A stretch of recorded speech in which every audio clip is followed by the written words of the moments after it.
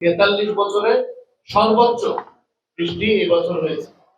এটা কিছু কিছু জিনিস আমাদের হাতে থাকে না, এটা সৃষ্টিকর্তার হাতে থাকে। তো যে দুর্যোগটা হয়েছে এর মধ্যে বন্যার একটা ব্যাপক ধরনের ক্ষয়ক্ষতি হয়েছে।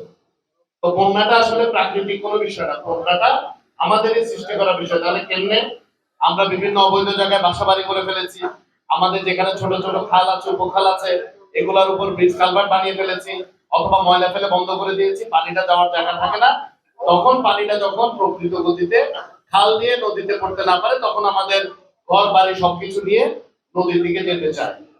তো এই জায়গায় আমরা এই বছর থেকে শিক্ষা নিয়ে আগামী বছর যাতে এই বর্ষণে আমাদের এই ক্ষতিগুলো না হয়, যারা আমরা সরকারের পক্ষে আছি তারা আমরা নদ নদীগুলো, খাল বিলগুলো আবার ড্রেজিং করে এটাকে সক্ষম করার চেষ্টা করব। একই সাথে আবার আমরা যারা জনসাধারণ আছি, আমরা যারা সমাজকর্মী আছি, কালার এক্সপার্ট ডার্ক স্যাপ এবং মাইল্ড অন হ্যান্ডস টেকনোলজি সমৃদ্ধ অরিক্স অ্যাডভান্স ডিটারজেন্ট পাউডার আপনার লন্ড্রি এক্সপার্ট। আমরা যারা সংবাদ মাধ্যমের কর্মী আছি, আমরাও নিজেদেরকে সচেতন করব যেন আমরা অবৈধভাবে কোনো খাল, উপখাল বা নদীর পাড়ে গিয়ে স্থাপনা করে ওই জায়গাটা ব্লক না করে। কারণ ক্ষতি কাদের হয়? ক্ষতি আমাদেরই হয়। কারণ ওই রাস্তা ব্লক করার কারণে, বন্ধ করে দেওয়ার কারণে এই পানিগুলো আমাদের বাড়ি ঘরে চলে আসে।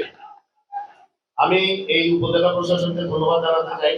আজকে দিন পর্যন্ত ওনারা প্রায় ৮,৮৩৪ জনকে খাদ্য সহায়তা প্রদান করেছে।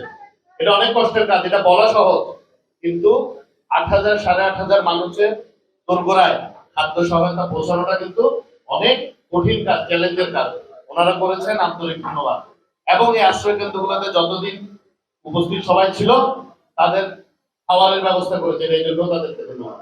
একই সাথে আমি ধন্যবাদ জানাই আমার বিএনপি নেতা কর্মীদেরকে, তারাও বিভিন্ন আশ্রয় কেন্দ্রে খাবার দিয়ে, খাদ্য দিয়ে মানুষের পাশে থেকেছে।